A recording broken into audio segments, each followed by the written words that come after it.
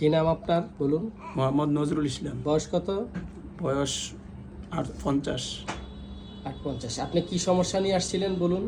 আমি আসছিলাম আমার বুকে ব্যথা, পিঠের ব্যথা, তারপরে গোড়ালির ব্যথা, আর একটু বেশি কাজ করলে হাঁপিয়ে যাইতাম, মানে আদানি ছুটে যাইতো। এখন বুক ব্যথা, পিঠ ব্যথা কেমন আছে বলুন? গোড়ালি ব্যথা? বুক ব্যথা, পিঠ ব্যথা 80% ভালো আছে। একবারের ওষুধে ভালো আছে? একবারের ওষুধে 80% ভালো আছে।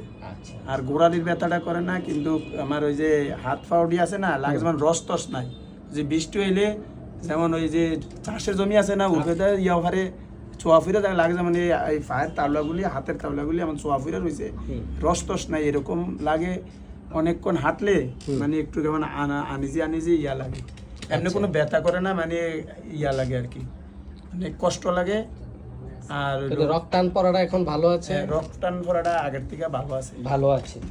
তাহলে আপনার এই জ্বালা পড়াটা আগের চেয়ে ভালো আছে? আগে 50% ভালো আছে। তো আপনাকে ওনার এই হচ্ছে অতীত রোগে চুলকানি ছিল, মলম দিয়েছে। ওনার বংশে বাবার লিভার জন্ডিস ছিল, আমাশয় ছিল, বাত ব্যথা আছে, ভাইয়ের টিবি ব্যথা, বাত ব্যথা আছে। তো উনি গরম কাতর রুগী, রাগ প্রচণ্ড রাগী, তবে তার মনটা অনেক ভালো, পরোপকারী মন, মানুষের উপকার করতে অত্যাধিক পছন্দ, মানুষের বিপদেও সাহায্য করে, পর দুঃখ কাতর, উপকার স্বীকার না করলেও সে মানুষের উপকার করে। তবে উনি একটু হিসাবী, আপনি অনেক হিসাব করে চলেন, একটু মিতব্যয়ী, একটু মানে খরচ হিসাবে একটু হিসাব করে চলন লাগে, হিসাব করে চলতে হয়। তো ওনার পছন্দের মধ্যে হলো মিষ্টি পছন্দ, সেকেন্ড গ্রেড, মাংস পছন্দ, সেকেন্ড গ্রেড, দুধ পছন্দ, তিতা খাবার ফার্স্ট গ্রেড পছন্দ। আপনার গরম খাবারও পছন্দ? জি, গরম খাবার পছন্দ। তারপরে আমরা তার একটা পার্সোনাল হিস্টোরি থেকে নিতে পারলাম। উনি ভুলে যায়, সহজে ভুলে যায়, খেই হারিয়ে ফেলে, কথা বলতে বলতে কি বলতেছিল ভুলে যান। হ্যাঁ ভুলে যায়।